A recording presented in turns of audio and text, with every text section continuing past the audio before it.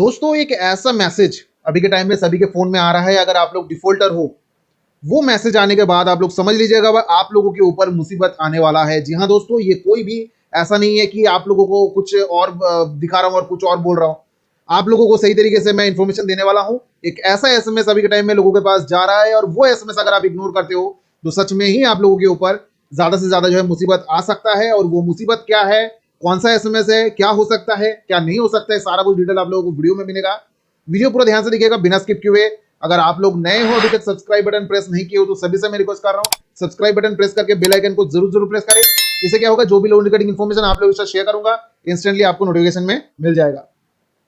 दोस्तों एक ऐसा एसएमएस अभी के टाइम में आ रहा है लोगों के फोन में। अगर आप डिफॉल्टर हो, अगर मानो ये एसएमएस आ जाता है आपके पास, तो आप लोगों के ऊपर मुसीबत आ सकता है। ये मुसीबत क्या है और ये एसएमएस भी क्या है, वो मैं आप लोगों को दिखाता हूं। मैं अपने फोन के स्क्रीन पे चलता हूं और आप लोगों को सारा कुछ डिटेल पढ़ के सुनाता हूं और समझाता हूं आखिर इस तरीके का मैसेज आता है तो क्या हो सकता है, क्यों भेजता है ये मैसेज। तो आप लोगों को सब कुछ डिटेल वाइज पता चल जाएगा दोस्तों। तो दोस्तों आप लोग स्क्रीनशॉट में देख सकते हो, यहाँ पर जो एसएमएस आया है वो क्या है, जिसको आपको इग्नोर बिल्कुल भी करना नहीं है, चाहे कोई भी कंपनी आप लोगों को कर रहा है। इसी तरीके से आप लोगों को एसएमएस मिल सकता है। और वो एसएमएस में लिखा क्या है, देखिए। Under instruction and authority from my client Nira Private Limited, we serve upon you the following legal notice. We promised our client to pay the cost of product by providing current dated check NACH as mentioned in the purchase order. However, the check NACH was presented for payment but was dishonored more than 3 times due to insufficient funds as indicated by the return memo sent by the bank. If payment is not received within 4th July as stipulated time, we reserve the rights to take legal action to recover the outstanding amount and declare to the civil and to NPA. This notice is issued under Section 138 of Negotiable Instrument Act. If you want to settlement, repay here accordingly. Team recovery. अब यहाँ पर ये message में लिखा क्या है, under instruction and authority from my client Neera private limited. ये आया है नीरा की तरफ से और यहाँ पर लिखा है कि आपने पेमेंट करने का वादा किया था लेकिन आपने नहीं किया। और यहाँ पर बोला जा रहा है कि जो डेट था जिसके अकॉर्डिंग मैच एक्टिवेट था, ईसीएस एक्टिवेट था एज मेंशन्ड, और उसके तहत जो है 3 बार जो है यहाँ पर ईसीएस बाउंस ऑलरेडी हो चुका है इनसफिशिएंट फंड्स की वजह से। तो इंडिकेट जो है वापस आया उनके पास, जो भी है जो हिट करवाने के लिए बैंक में भेजते हैं उससे वापस आया, मेमो रिटर्न आया है, ठीक है। If payment is not received with in 4th जुलाई, 4 जुलाई तक जो है अगर पेमेंट नहीं मिलता है, ऐसा जो है यहाँ पर लिखा हुआ है, तो as stipulated time we reserve the right take legal action. तो उनके पास जो है लीगल राइट्स है, वो एक्शन ले सकता है। और वो एक्शन क्या होने वाला है, सेक्शन 138 निगोशिएबल इंस्ट्रूमेंट एक्ट, जो कि चेक बाउंस, ईसीएस और चेक बाउंस सेम तरीके से जो है यहाँ पर होता है। और यहाँ पर नीचे लिखा ये भी है, if you want to settlement repay here accordingly. ये जो मैसेज है अगर आपके पास आता है तो आपको इग्नोर बिल्कुल भी नहीं करना है। अगर आप लोगों का ईसीएस कहीं पर भी एक्टिवेट किया हुआ है, अगर आपके पास ईसीएस एक्टिवेट है और आपको पता है कि हाँ ये ईसीएस एक्टिवेट है, तो आप लोग इसको इग्नोर मत करिए। अगर मानो ईसीएस नहीं है फिर भी ये मैसेज आपके पास आता है तो आप लोग समझ लीजिए कि फेक है। लेकिन अगर मानो ईसीएस है एक्टिवेट और ये एसएमएस आ रहा है, मतलब आप लोगों को चेतावनी दिया जा रहा है कि भाई अभी जो है पेमेंट करो, नहीं तो 138 निगोशिएबल इंस्ट्रूमेंट एक्ट के तहत जो है कोर्ट में केस फाइल करेंगे, जो कि सेक्शन 25 के भी केस होता है और समन आता है लोगों के घर पे।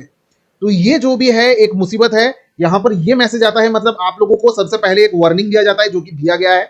अगर आप फिर भी पेमेंट नहीं करते हो या फिर सेटलमेंट नहीं करते हो तो वहां पर कोर्ट में जाके केस कर देगा और आपके घर पे समन आएगा और आप लोगों को हैरेसमेंट और ज्यादा होगा।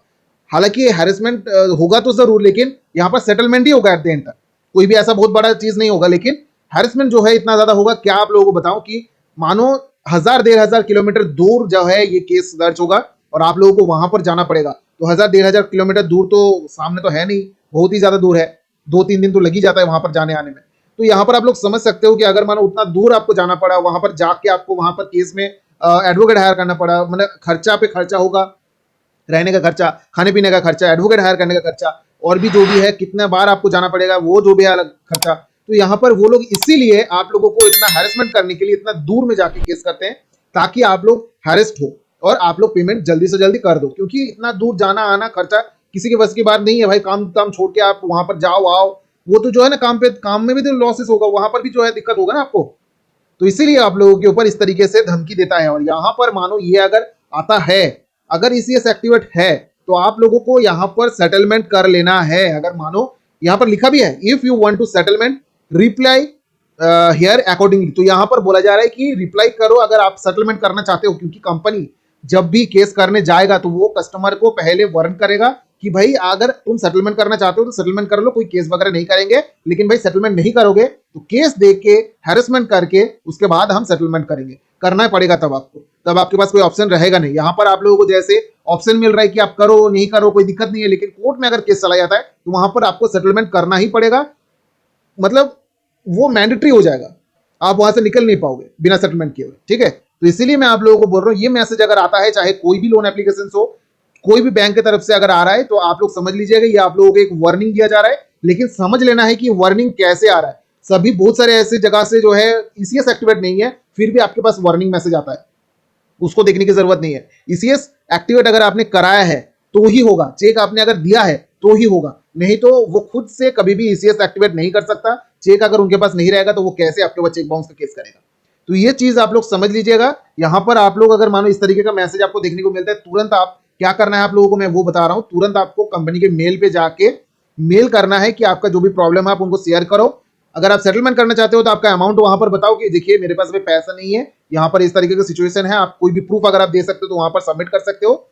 इससे क्या होगा, आप उनसे बात कर रहे हो, इससे क्या होगा कि आप कोई फ्रॉड नहीं कर रहे हो, आपके मन में कोई गलत इंटेंशन नहीं है कि आप जो है वहां पर पेमेंट नहीं कर रहे हो जानबूझ के। वो मेल तो आपके पास रहेगा ना, अगर वो मानता है और नहीं मानता है वो अलग बात है। अगर मानो आपके ऊपर केस कर देता है तो आपके पास एक स्ट्रॉन्ग एविडेंस रहेगा कि हाँ मैंने कंपनी को बोला था कि देखिए मेरे पास पैसा नहीं, मैं सेटलमेंट करना चाहता हूँ लेकिन एग्री नहीं हुआ, मेरे पास पैसा नहीं है, मैं कहां से लाऊंगा। तो यहाँ पर कोई भी दिक्कत आने वाला नहीं है। अगर इस तरीके का एसएमएस आपके पास आता है तो आपको इग्नोर बिल्कुल भी नहीं करना है। ये मैं आप लोगों को बार बार बोल रहा हूँ, पहले भी बताया था।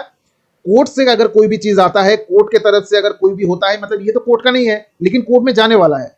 ये पता कैसे चल रहा है, कोर्ट में एक ही चीज से जाएगा, वो है ई मैच, ठीक है, ईसीएस चेक बाउंस, इसके थ्रू ही कोर्ट में जाएगा, या फिर 420 419 406 कोर्ट तक पहुंचता नहीं है, ठीक है। तो अगर मानो आप लोगों को इस तरीके का मैसेज मिलता है तो तुरंत आप मेल करो, उनको बोलो कि सेटलमेंट करना है या फिर जो भी है टाइम थोड़ा सा दे दीजिए, मैं पेमेंट कर दूंगा। इस तरीके से आपको वहां पर बोलना है ताकि कोई केस ना करे। केस करने के लिए ये बोल रहा है, अगर आप कोई रिप्लाई नहीं दोगे तो वो केस करेगा। आप केस करेगा तो घर पे समन आएगा, तो समन आएगा तो आपको जाना ही पड़ेगा, वहां पर जाओगे तो आपको हैरेसमेंट और ज्यादा होगा, इतना दूना आना जाना। तो ये चीज आप लोग समझ लीजिएगा। मैं आप लोगों को बार बार बोलता हूँ, मल्टीपल लोन एप्लीकेशन से कुछ भी है, अगर ईसीएस एक्टिवेट है तो ईसीएस वाले का थोड़ा सा अलग तरीके से उसको देखो, ईसीएस का जो भी है सेटलमेंट करने का कोशिश करो। अगर जिसमें ईसीएस नहीं है कोई भी चिंता करने की जरूरत नहीं है, वो सिर्फ आपका सिविल डैमेज करेगा, इससे ज्यादा कुछ करेगा नहीं। तो दोस्तों आई होप कि इस वीडियो से आप लोगों को सही तरीके का जानकारी मिला होगा। अगर अच्छा लगा है तो लाइक करें, दोस्तों के साथ भी शेयर करें, सब्सक्राइब बटन प्रेस करना ना भूलें। तब तक के लिए चलते रहो, बाय, टेक केयर, जय हिंद जय भारत दोस्तों।